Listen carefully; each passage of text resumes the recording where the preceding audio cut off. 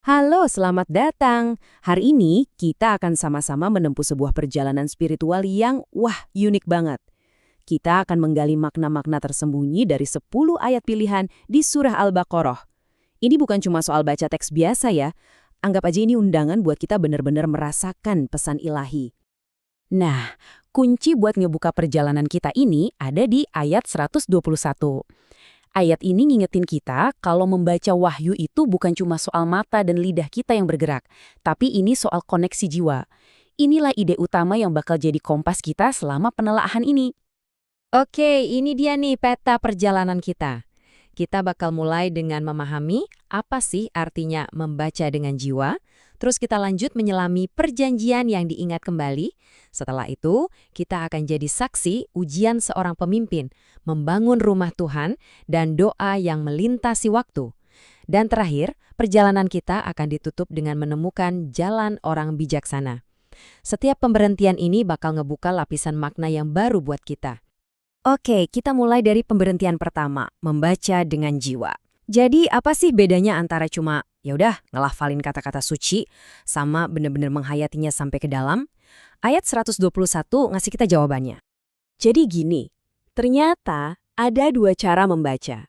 Yang pertama bacaan formal, itu kayak kita baca peta. Kita lihat simbol, kita paham arahnya. Ya secara otak, secara intelektual.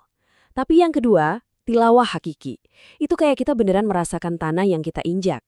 Ini tentang membaca dengan seluruh jiwa, menyelaraskan frekuensi batin kita dengan irama ilahi.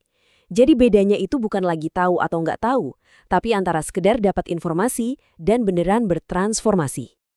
Intinya gini, pesan utamanya tuh, wahyu itu diciptakan untuk dibaca dengan jiwa kita. Iman sejati itu lahirnya bukan dari pengetahuan di kepala kita, tapi dari pengalaman yang mendalam di hati. Mengenali firman-Nya di dalam kalbu kita, itulah kuncinya. Karena, coba deh pikirin, kerugian terbesar itu bukan karena kita nggak tahu, tapi justru saat kita tahu kebenarannya, kita malah milih buat berpaling. Oke, dari pemahaman batin yang sifatnya personal, sekarang kita geser nih ke pelajaran buat sebuah komunitas. Dalam perjanjian yang diingat kembali, Al-Quran membawa kita pada kisah Bani Israel, bukan buat ngejudge ya, tapi buat jadi cermin buat kita semua. Sebuah pelajaran abadi tentang nikmat dan tanggung jawab yang selalu mengikutinya. Ayat 122 ini ngomongin soal nikmat. Ya, pastinya ada nikmat lahiriah yang kita syukuri setiap hari kan, kayak pekerjaan, kesehatan, rasa aman. Tapi ada nikmat yang jauh lebih dalam. Nikmat batiniah, yaitu saat hijab di hati kita tuh kebuka, yang bikin kita bisa ngerasain kehadiran ilahi. Pada akhirnya, nikmat tertinggi itu bukan soal apa yang kita punya, tapi seberapa dekat hati kita sama sang pemberi nikmat itu sendiri. Terus, ayat 123 datang dengan sebuah peringatan yang, jujur, ini mengguncang banget. Nanti di hari akhir, semuanya bakal sirna. Status? Nggak ada artinya. Garis keturunan? Lupain. Warisan agama? Nggak ngaruh. Yang tersisa cuman satu, pertanggungjawaban yang mutlak dan sifatnya pribadi. Nggak akan ada yang bisa nolongin atau gantiin posisi kita. Ini tuh panggilan yang paling personal buat kita. Sadar dan beramallah untuk dirimu sendiri.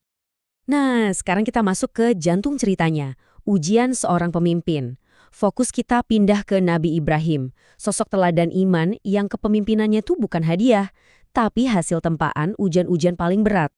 Ayat 124 ini ngasih kita gambaran jalan kepemimpinan Ibrahim dalam 3 babak yang luar biasa. 1. Ujiannya. Ibrahim dihadapkan pada perintah-perintah yang melampaui logika manusia, termasuk perintah buat mengorbankan apa yang paling dia cintai. 2. Pelaksanaannya. Dia nggak cuma patuh, tapi melaksanakannya dengan sempurna, tanpa ragu sedikit pun. Dan 3. Penghargaannya. Karena penyerahan diri yang total itulah, Allah mengangkatnya jadi imam, seorang pemimpin spiritual bagi seluruh umat manusia. Tapi ada satu batasan yang jelas banget di sini. Waktu Ibrahim bertanya soal keturunannya, Allah menegaskan, janjiku tidak berlaku bagi orang-orang zalim. Ini prinsip yang benar-benar mendobrak tradisi loh. Kepemimpinan spiritual sejati itu bukan hak waris, bukan sesuatu yang mengalir di darah, tapi harus diraih lewat kesalehan dan ketaatan. Perjalanan Ibrahim gak berhenti di situ. Dari ujian yang sifatnya sangat pribadi, dia beralih ke sebuah tugas yang monumental, membangun rumah Tuhan. Ini bukan cuma soal mendirikan sebuah bangunan, tapi juga meletakkan fondasi fisik sekaligus spiritual untuk iman. Nah, disinilah kita nemuin makna ganda dari Ka'bah. Secara fisik, yaitu adalah bangunan suci di Mekah. Tapi kalau kita lihat dari sisi makrifat atau batin, Ka'bah itu simbol dari sesuatu yang kita semua bawa di dalam diri kita. Hati yang udah disucikan atau qalb, inilah rumah Tuhan yang sesungguhnya. Disitulah tempat kehadirannya bisa bersemayam. Coba bayangin deh momennya. Saat Ibrahim dan putranya Ismail meninggikan fondasi Baitullah, batu demi batu, mereka nggak cuma kerja dalam diam, justru di saat itulah mereka memanjatkan doa yang luar biasa dahsyat. Doa mereka itu simple banget, tapi maknanya dalam luar biasa. Ya Tuhan kami, terimalah amal dari kami. Ini adalah puncak kerendahan hati. Bahkan saat lagi ngerjain perintah agung dari Tuhan, mereka sadar betul, yang terpenting itu bukan perbuatannya, tapi diterima atau enggaknya amal itu olehnya. Karena amal sebesar apapun kalau enggak ada ridhonya ya jadi hampa. Dan doa ini nggak berhenti di situ aja. Doa ini seakan melintasi waktu, justru meletakkan fondasi spiritual buat sebuah komunitas di masa depan yang dibangun di atas satu hal, penyerahan diri yang murni. Dan inilah puncak permohonan mereka, intisari dari segalanya, yang direkam di ayat 128, Ya Tuhan kami, jadikanlah kami muslimain laka. Artinya, dua orang yang berserah diri sepenuhnya kepadamu. Bukan minta kekuasaan, bukan status, bukan juga kekayaan. Cita-cita tertinggi mereka cuma satu, sebuah kondisi penyerahan diri yang total kepada Tuhan. Visi mereka tuh jauh banget ke depan. Di ayat 129, mereka berdoa untuk seorang rasul yang akan datang. Coba deh perhatiin, betapa lengkapnya doa ini.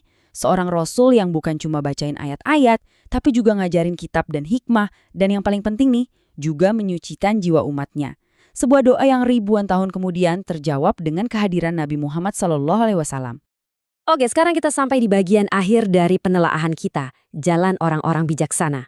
Setelah semua kisah, semua doa tadi, Al-Quran sekarang seolah-olah menghadapkan kita pada sebuah pilihan.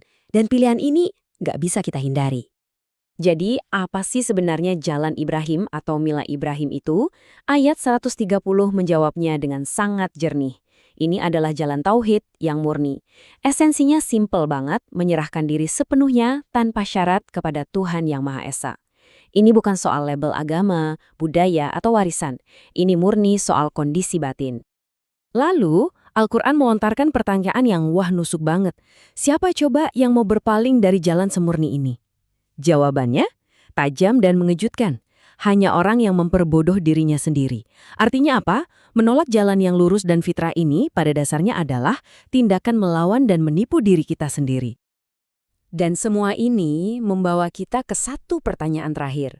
Buat kita renungkan bareng-bareng. Jadi, jalan mana yang kita pilih? Apakah iman kita cuma sekedar warisan budaya yang kita terima gitu aja? Atau jangan-jangan iman kita adalah sebuah kesadaran hidup, sesuatu yang kita pilih dan kita perjuangkan setiap hari, persis seperti jalan yang ditempuh oleh Ibrahim.